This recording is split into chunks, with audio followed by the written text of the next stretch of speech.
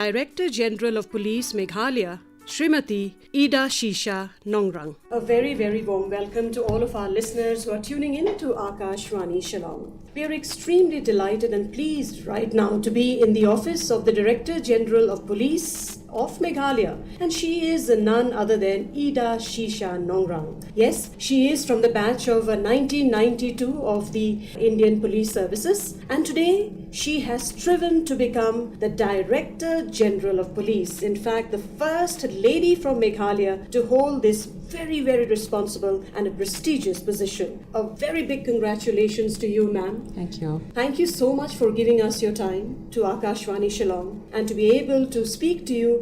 It gives us, all of us, and on behalf of the entire listeners of Akashvani, we once again extend a very big congratulations to you. Thank you. Ma'am, if I can take you down memory lane and a bit down, a little earlier to your times. Was it always part of your ambition to join the forces, to be in the police department, to don the uniform as you are right now?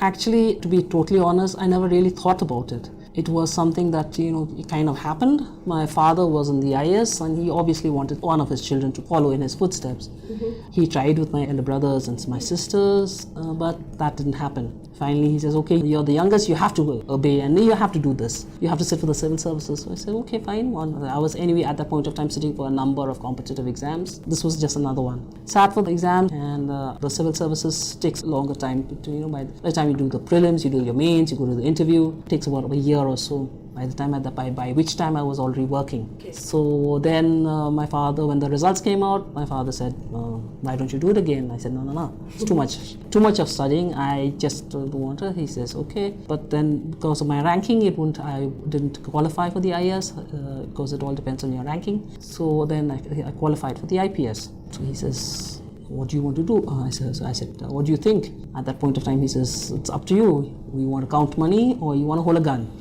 So I said, okay, let me think about it, thought about it. And since I said, anyway, I put in so much of effort into doing the civil services, might as well join the IPS. So that's it. It's not as if there was that intention of donning the uniform. But I must say, after having worn the uniform for well over 32 years now, nothing like it. And as a woman, a big advantage, you don't have to rack your brains as to what to wear.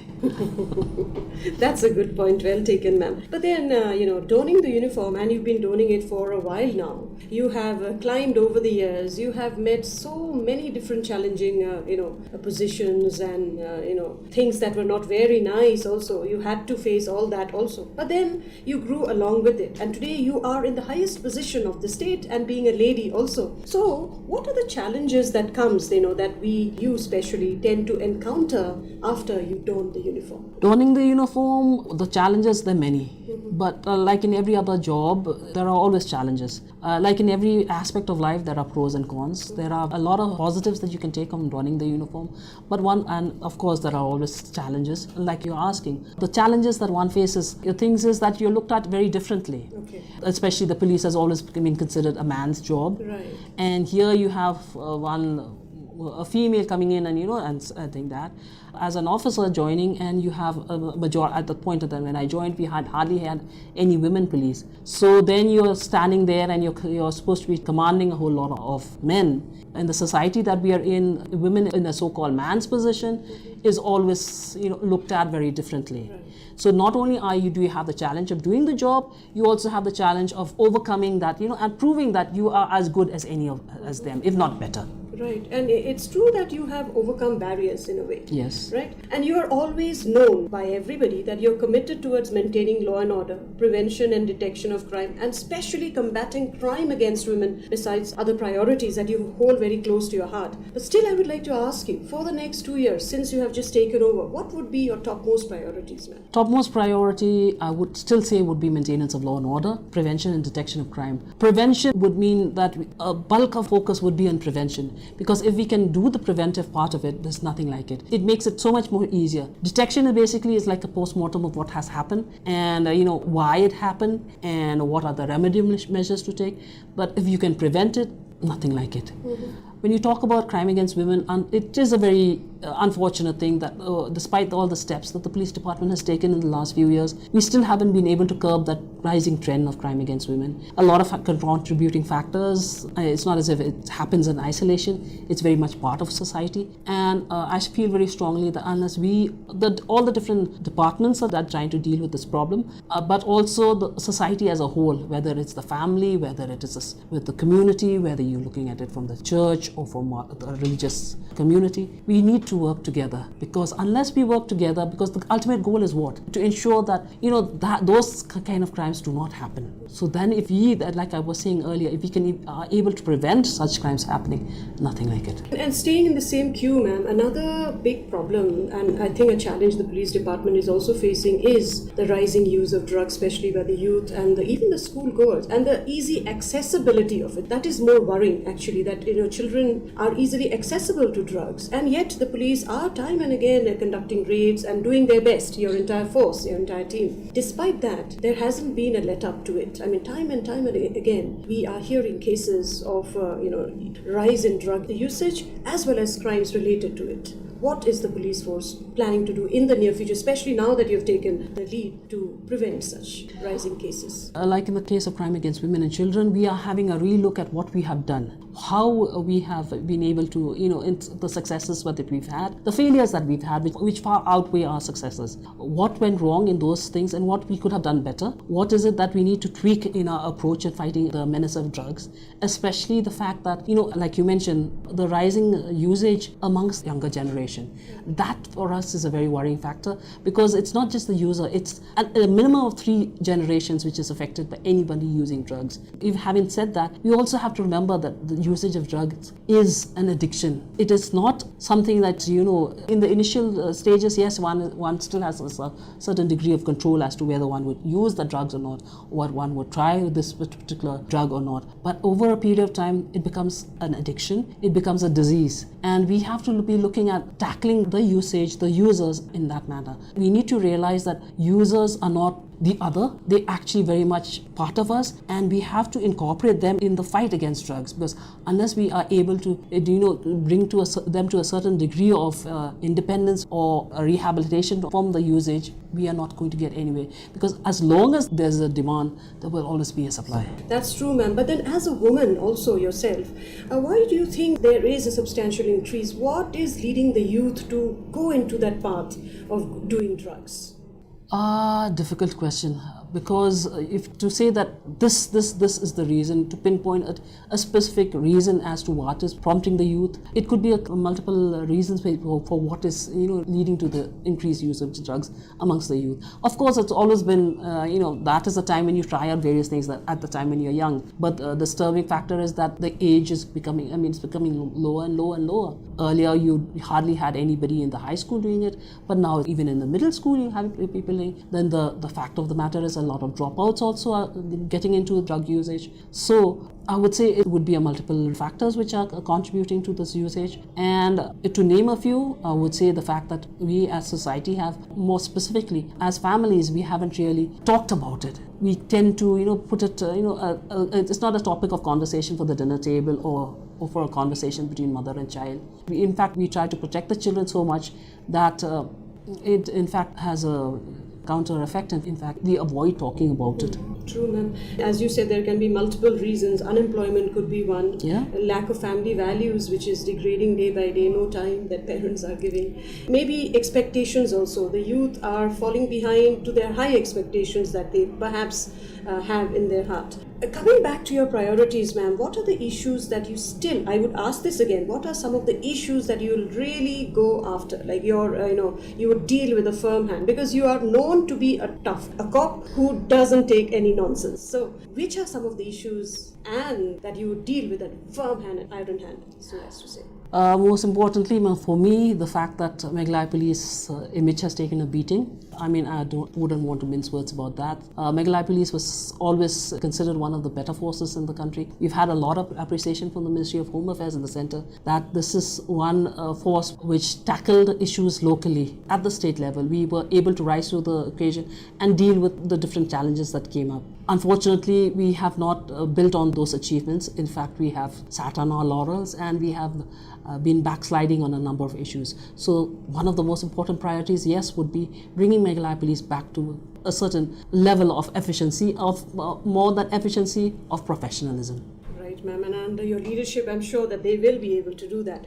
However, coming back to another question, what does it take to become a police officer, especially for a woman?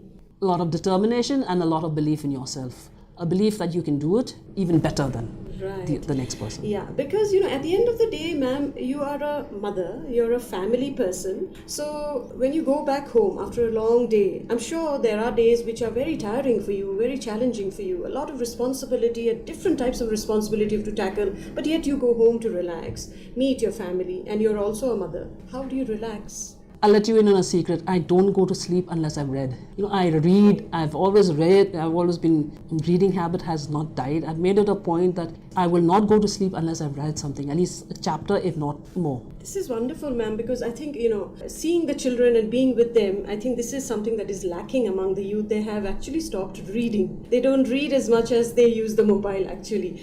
So as you are one big inspiration to all the, young aspirants, of all the ladies, of all the people, how would you like to encourage other ladies to come forward, to take up this kind of job that you are, to at least go into the defense and the uniformed forces? What would be your kind of message to them? How would you encourage them? I would encourage them, like I said earlier, that they have to have a belief in themselves, that they are capable of it, because we are very, very capable. In fact, acknowledge fact that women are, multitasking is effortless for us. So we have to leverage that capability that we have. And it's an innate capability of any woman to multitask. And we also as women, we also have a very different perspective of things. That perspective can add a lot of good to what we are doing. So if, the fact that, more and more avenues are opening out, the perception that it is not just a man's job, women are equally good at it. Yes, we have our limitations. Yes, we are different. We are, after all, a different sex altogether. We have our limitations, but we also have certain capabilities which far exceed what the men can do. So if we understand that, we know that this is something that we can do, why not? And what would be your advice to all the citizens of Meghalaya from this chair, this responsible chair that you're sitting? One word of advice: we are all citizens of a state which is known for maintenance of law and order. We are known for being, more likely to do what is expected of us. So my only request would be, let the people who are supposed to be doing what the enforcement do that. Don't take the law into your own hands, because at the end of the day, while it might be a very emotive issue, while it might be something that you feel very strongly about, you have to do something about it. Unfortunately, we are a society and we have to live by the rule of law.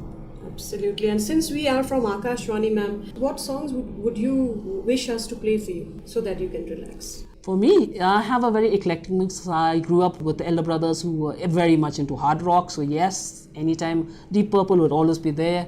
And then I have a husband who just simply loves country music. So yes, that's a mixture of the rock. So if you can get me something in between the two, yeah, any day. All right, we'll certainly do that, ma'am. See the blind man, he's shooting at the world, the bullets flying, they're taking its toll. If you've been bad, Lord, I bet you have, and you've not been hit by flying lead. You'd better close your eyes, you'd better bow your head. Wait for the ricochet.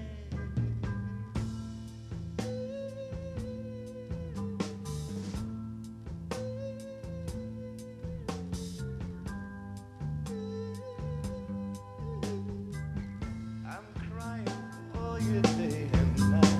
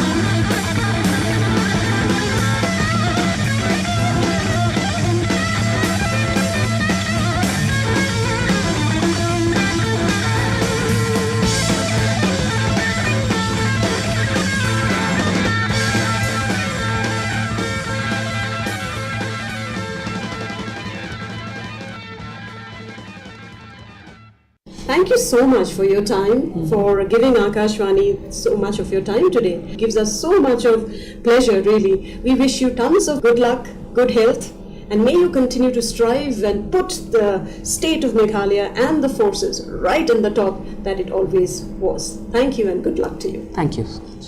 You were just listening to an interview with the Director General of Police Meghalaya, Srimati Ida Shisha Nongrang. This program came to you from Akashvani Shillong.